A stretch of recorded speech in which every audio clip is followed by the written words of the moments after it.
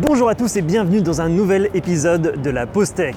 Qu'est-ce que je fais dans un entrepôt? On a parlé de plein d'usages du drone, ce qui était possible de faire, ce qui n'était pas possible de faire dans notre vidéo sur le bullshit drone, et je voulais présenter une innovation française aujourd'hui. C'est un drone qui peut faire un inventaire tout seul, automatiquement.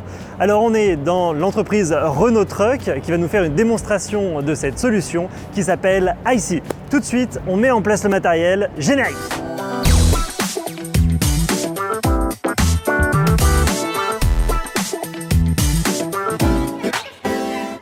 Donc là c'est une construction Renault Trucks, en fait là-dedans il y a tout le matériel pour pouvoir aller faire l'inventaire, donc le drone, les balises, etc. Et donc on va aller s'installer ensemble pour pouvoir faire une première prise en main dans l'entrepôt directement. Ah, ça en fait du stock. Bonjour, est-ce que vous pouvez vous présenter et présenter brièvement le projet? Donc bonjour, je suis Nicolas Delalande, le Business Solution Manager en charge de notre solution d'inventaire par drone IC. Et donc IC, comme je viens de le dire, est une solution visant à réaliser les inventaires en entrepôt ou en usine au travers de l'usage d'un drone. Alors je m'appelle Thibaut Cheminot, je suis responsable méthode logistique de l'usine Pont-Essieux pour l'entreprise Renault Trucks. Donc on fabrique dans cette usine les ponts et les essieux qui vont servir justement à l'assemblage de nos véhicules. Comment est-ce qu'est né le projet? Alors le projet est né dans la tête de l'un des collaborateurs de notre entreprise Ardis, il y a maintenant un peu plus de 5 ans. Auparavant, il était directeur de projet en charge de l'implémentation de notre logiciel de gestion d'entrepôt. Donc il était régulièrement dans les entrepôts et voyait bien le côté très chronophage et les problématiques que pouvaient rencontrer les gens à réaliser l'inventaire. Et vu qu'il était passionné de modélisme, il a eu cette idée de joindre, on va dire, l'utile à l'agréable et d'utiliser un drone pour réaliser les inventaires. Et ça, c'était il y a combien de temps? Il y a un peu plus de 5 ans maintenant que l'idée a émergé. Après, il y a eu tout un temps de conception de la solution avec quelques études en amont, puis derrière beaucoup de travail itératif, puisque effectivement, créer un drone en indoor était un véritable challenge vu le niveau de précision dont on avait besoin. Comment est-ce que vous avez découvert la solution IC? Alors c'est une histoire un peu particulière. C'est un opérateur en fait qui a fait des recherches sur internet parce que lui il était justement missionné pour faire les inventaires dans notre atelier. Il a fait des recherches sur internet et il a découvert que l'inventaire par drone existait. Donc il est venu me voir, moi et mon responsable, et puis après on a investigué sur les solutions qui étaient disponibles à cet instant.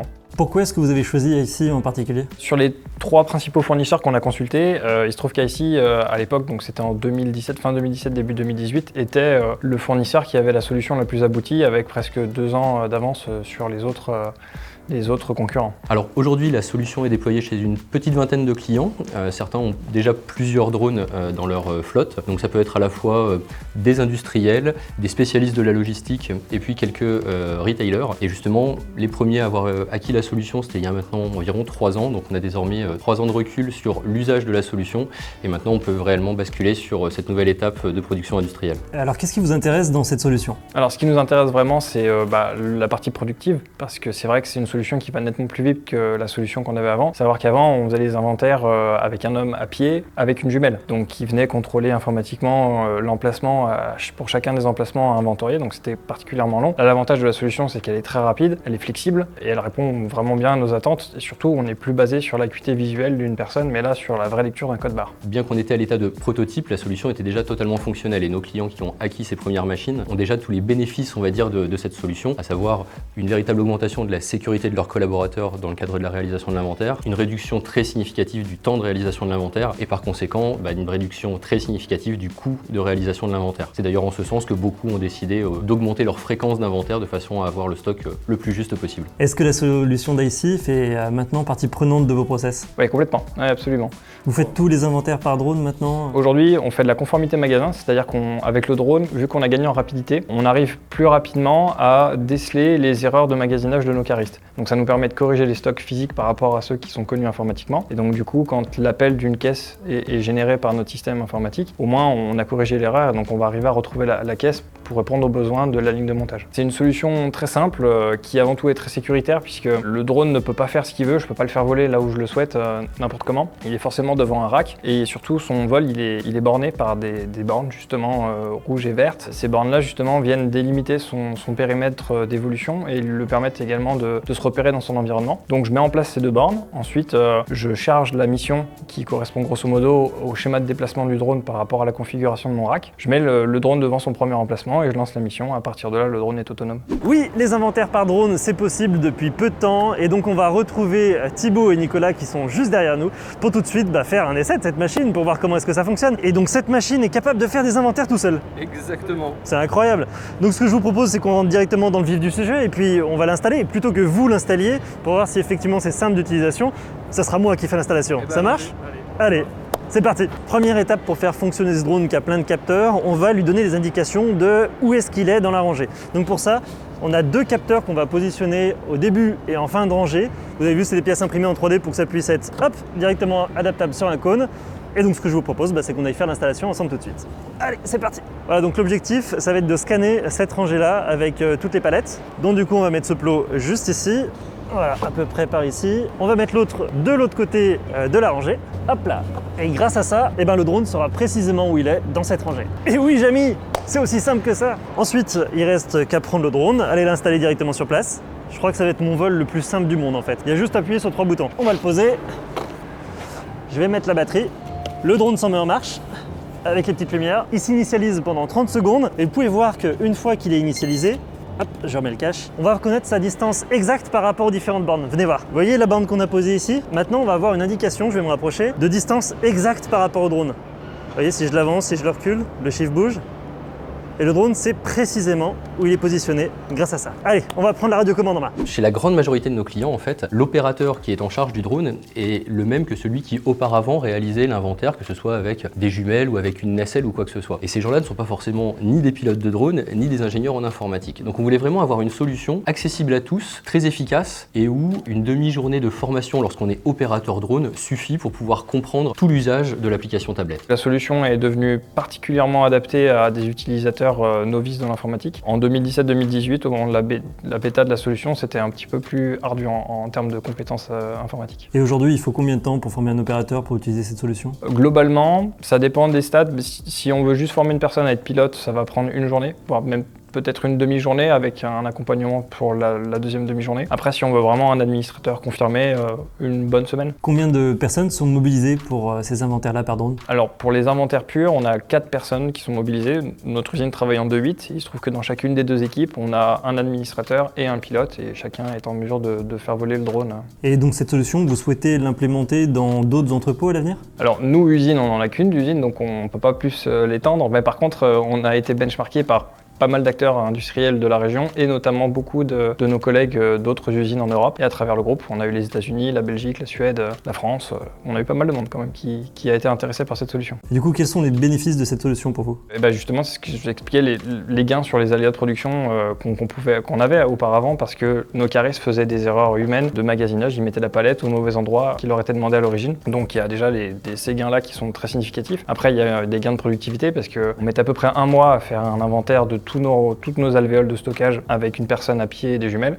Bon, aujourd'hui, on met 1 semaine. Alors, avant de faire décoller le drone, parce que là, on va le faire super simplement, la mission a déjà été créée. Les équipes opérationnelles dans l'entrepôt peuvent directement créer la mission en cartographiant en 2D le rack qui est prévu pour le scan. Donc ça, c'est à faire une première fois lorsqu'on fait décoller le drone pour la première fois dans un entrepôt. Mais après, il va connaître exactement ses parcours et va pouvoir comme ça évoluer de manière automatique juste en appuyant sur un bouton. En fait, on fait la cartographie de l'ensemble de l'entrepôt ou de l'ensemble de l'usine une fois, et ensuite on crée les missions sur les zones qui nous intéressent, puisque la cartographie, elle est pour l'intégralité de l'entrepôt ou de l'usine. Ces cartographies, les clients ont la main pour pouvoir les modifier s'ils le souhaitent, puisque comme je l'expliquais, on a vraiment créé une interface très simple d'utilisation, et donc si demain un client est amené à modifier quoi que ce soit dans son rack, à monter les niveaux de manière différente ou quoi que ce soit, très simplement avec sa souris, il va modifier légèrement l'emplacement d'une lisse, l'emplacement d'une échelle ou quoi que ce soit, et automatiquement cette cartographie va redescendre vers la tablette pour un usage immédiat. Donc là, tu vas me donner la radiocommande. C'est juste une tablette et avec cette tablette, on peut tout contrôler.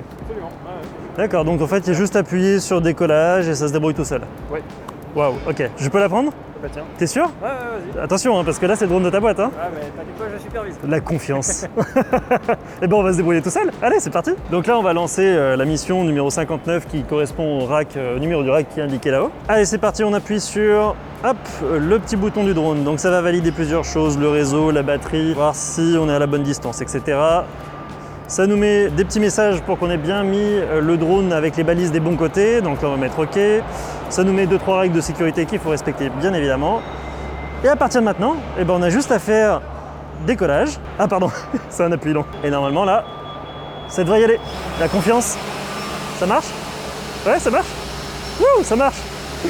Et donc là, vous voyez, le drone scanne automatiquement les codes barres. Il passe de palette en palette et il va arriver comme ça à répertorier et inventorier toutes les palettes qui sont présentes sur ce rack. Vous avez vu là, je touche rien, hein. Voilà, je suis en train de faire un inventaire. C'est très fatigant. J'adore les modes de vol automatique comme ça, je trouve ça extraordinaire. Donc là voilà, il va basculer sur le côté, il va avoir terminé une rangée et il redescend pour la deuxième rangée. Vous voyez comme les codes barres sont petits hein, là-dessus. Et il arrive à les identifier de manière assez précise, c'est incroyable. Alors là c'est super intéressant. Là vous voyez, on a un no-scan. Ça veut dire que le drone a eu des petites difficultés à scanner un emplacement en particulier. Et là l'opérateur va pouvoir reprendre la main. Un peu à gauche, un peu à droite.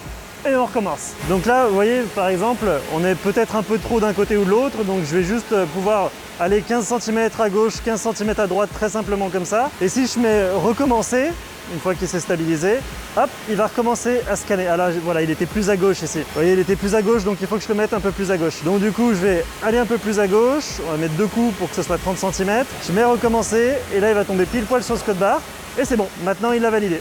Et il va continuer sa mission comme ça. Et ça, ce que j'ai entendu dans le jargon tout à l'heure, c'est ce qu'on appelle un cobo. C'est-à-dire c'est un robot, mais qui a besoin d'un opérateur. Donc ça va faire la plupart des choses en automatique.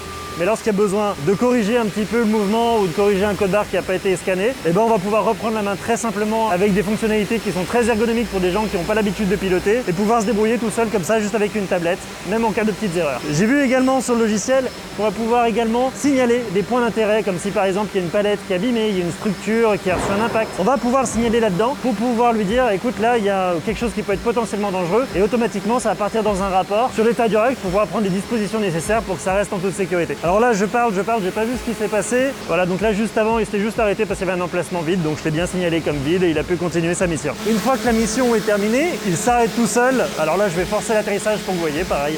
J'ai juste à appuyer sur un bouton. Et la mission est interrompue. Les données sont envoyées directement dans le cloud et passées sur le logiciel de gestion des stocks.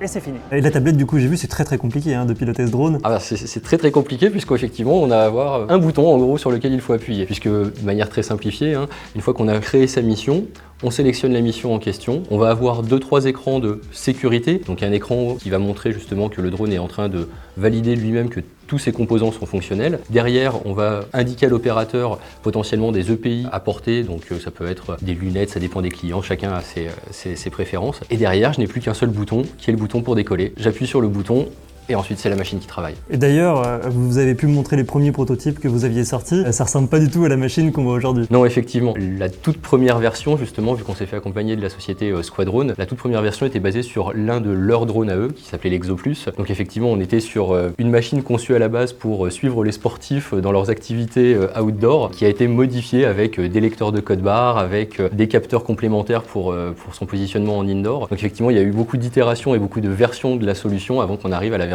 d'aujourd'hui. Comment est-ce que fonctionne la solution aujourd'hui? Quelle est la technologie qui est embarquée dans le drone? Alors différentes technologies, donc on va avoir déjà une technologie visant à acquérir les codes barres sur les palettes. Donc là à ce niveau-là on utilise 3 lecteurs de code barre Zebra, le leader mondial des solutions d'acquisition code barre. Après on a tout un ensemble de capteurs visant à gérer le positionnement du drone. Donc là on utilise des technologies pour pouvoir justement comprendre le positionnement du drone. Et puis enfin d'autres types de capteurs qui eux vont plutôt être là pour assurer la sécurité du drone, de façon à ce que celui-ci jamais ne rentre en contact ni avec un collaborateur ou un chariot élévateur qui pourrait se mouvoir à l'intérieur de l'entrepôt. D'ailleurs, j'ai pu faire le test hein, au niveau de la sécurité. On vous montre tout de suite l'extrait. Donc là maintenant, on va tester la sécurité au niveau du drone pour voir comment est-ce que ça fonctionne.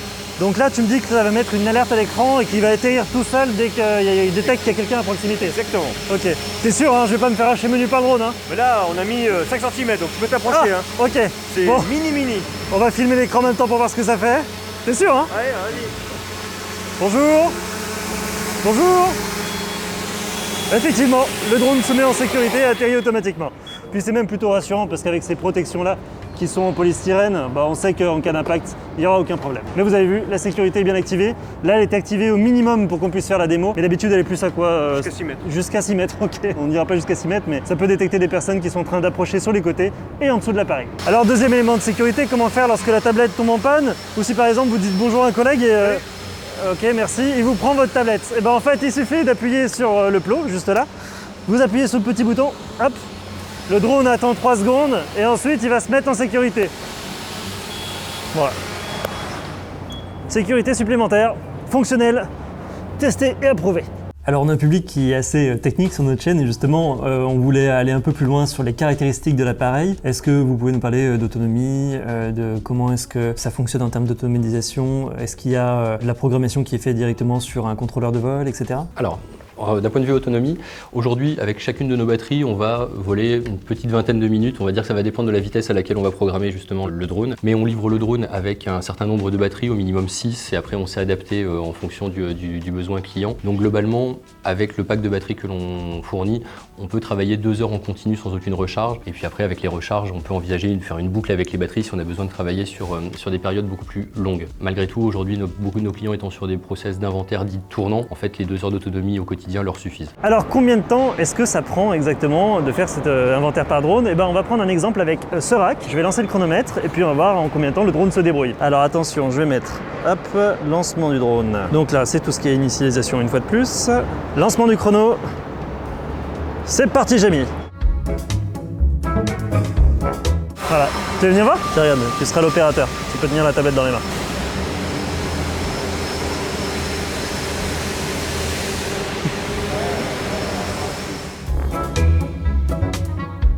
Ça va toi Sylvain? Ça va. Donc t'es devenu un mentoriste en fait? Ouais, c'est ça. Et c'est une bonne position ça, un mentoriste? Moi, je ne pense pas qu'il y ait de bonnes ou de mauvaises positions. C'est avant tout des rencontres. Des gens qui, à un moment donné, vous ont tendu la main. Enfin plutôt tendu la tablette. Bon, ça aura de la gueule dans le rapport de stage, non?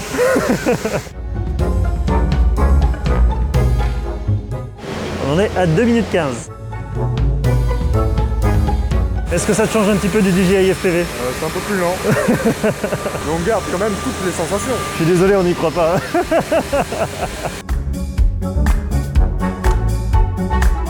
Hey Mathis, t'as déjà fait un inventaire en faisant du moonwalk? Moi je peux. Ouais, je sais, il est pas ouf ce moonwalk, mais bon, j'ai des chaussures de sécurité aussi. Hein. Bon, 3 minutes 30. Vas-y, essaye, fais. Non. En fait, tu vois, tu soulèves ton truc comme ça et tu glisses ton pied qui est encore à terre. Le pied que tu glisses, c'est celui qui reste à terre en fait. Ouais. On fait un reportage très sérieux. Ils nous ont invités, ils doivent se dire, mais c'est qui les mecs qui dansent dans l'entrepôt? Tu penses qu'on peut discrètement subtiliser un chariot élévateur? Pour des raisons professionnelles, bien sûr. Ça rentre dans la voiture. On peut soulever la voiture avec peut-être. Allez, on n'est pas loin de la fin de mission. Donc là, on en est à 4 minutes 30. Normalement, maintenant, il devrait atterrir automatiquement. Si tout va bien. Tu vas voir la tablette? Hop là, merci. Super pilotage, Mathis. Donc là, voilà, il est en train d'atterrir. Et donc pour ce rack là, on en est à 4 minutes 52. Plutôt efficace. Oui, d'ailleurs, il y a une personne qui est vraiment pas pilote de drone à qui vous avez fait essayer la solution, c'est Emmanuel Macron, c'est bien ça? Exactement. Dans le cadre d'une visite qu'il faisait chez l'un de nos clients, à savoir le constructeur automobile Renault, on a eu l'occasion de lui présenter la solution et il a été ravi au contraire de pouvoir tout de suite prendre la tablette sans aucune formation et pouvoir manipuler justement la solution et se rendre compte justement de la simplicité d'utilisation de celle-ci. Donc effectivement, cette histoire un peu anecdotique nous a été très sympathique pour nous, effectivement, d'avoir quand même le président qui venait voir notre solution et qui a été plutôt très agréablement surpris justement des technologies qu'on est capable de développer en France. Et là, il a réussi à l'avoir le code barre ou pas? Il faut le faire monter un peu là. Bah regardez, il faut à mon avis, si on veut qu'il fasse le code barre, il faut qu'il monte un peu, non? Ah, là il y a quelqu'un qui est passé dessus. C'est pas vous, hein. Voilà, c'est pas vous. Quelles sont les contraintes de cette solution? Je dirais que les contraintes de la solution sont principalement liées à l'appétence qu'on peut avoir pour les nouvelles technologies et également l'IT, l'informatique dans son sens général, parce que voilà, il y a quand même de la manipulation d'outils informatiques, d'une tablette, il y a la compréhension du hardware en lui-même, de comment le drone fonctionne. Donc ça, pour une population d'opérateurs, c'est pas toujours quelque chose qu'on arrive à retrouver. On a quelques limites. La première, c'est que le drone est conçu pour un usage 100% en indoor. Donc lorsqu'on a du stockage en outdoor, ici ne va pas forcément être adapté. L'autre point, c'est qu'effectivement, il est dédié au stockage en rack, puisque dans certains entrepôts, on réalise ce qu'on appelle du stockage en masse, c'est-à-dire qu'on empile les palettes les unes sur les autres et les unes à la suite des autres. Là, effectivement, encore une fois, ici ne sera pas adapté, puisque pour pouvoir se repérer, il utilise justement la structure du rack comme un espèce de modèle sur lequel il se base pour pouvoir se déplacer. Les limites aujourd'hui vont être à la fois l'usage en indoor, le stockage en rack et la hauteur maximale de stockage, puisque effectivement l'un des deux capteurs nous limite limite en termes de hauteur, environ 13-14 mètres. Cette hauteur, compte tenu de la réglementation européenne sur la construction d'entrepôts,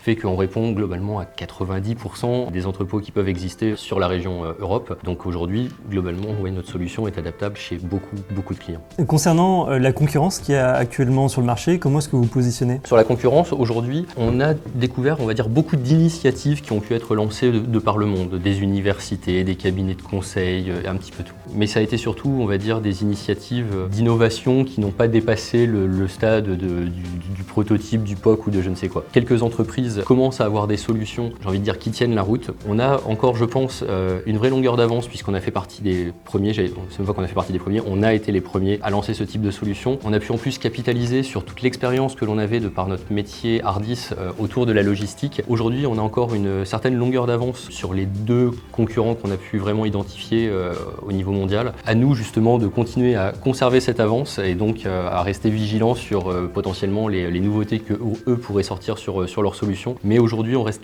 confiant sur notre solution et on veut conserver justement cette longueur d'avance par rapport à nos concurrents. Est-ce que vous êtes satisfait de ce que cette solution vous apporte avec ces inventaires par drone? Ah oui, complètement, ouais, absolument, tout à fait. Déjà pour l'aspect disruptif, pour aussi toute l'énergie que ça a généré chez nos opérateurs, parce que voilà, un projet aussi innovant dans lequel ils ont justement la possibilité de mettre la pierre à l'édifice, c'est très motivant pour eux. Puis sur l'apport de compétences qu'on connaissait pas auparavant et qu'on a réussi à acquérir. Super. Bon, en tout cas, on était ravis de découvrir votre solution, de voir que c'est une solution locale, française, qui est une vraie innovation, que c'est utile pour les entreprises. Et on espère que ça vous aura fait découvrir aussi un autre usage d'un drone. En tout cas, on vous remercie beaucoup d'avoir accepté de jouer le jeu, de nous inviter dans une entreprise, etc. C'est vrai que c'est toujours un peu risqué de mettre en pratique, de montrer en démonstration une technologie comme ça qui est innovante. Et on a vraiment apprécié le fait de pouvoir découvrir cette solution. Merci. Merci à vous, Gauthier. Voilà, c'est la fin de cette vidéo. J'espère vraiment que vous avez apprécié ce reportage un peu spécial pour nous. C'est entièrement produit par notre société. On espère vous avoir fait découvrir un usage insolite du drone. Et j'aimerais vraiment remercier à la fois Volvo Trucks pour nous avoir ouvert les portes et à la fois IC pour nous avoir présenté leur solution avec enthousiasme et bienveillance. Ce reportage a été entièrement organisé et créé par nos soins. Et si vous aimez ce type de reportage, n'hésitez pas à nous le faire savoir en commentant cette vidéo, en vous abonnant, c'est très important. Et d'ici la prochaine fois, je vous souhaite de bons vols. Salut!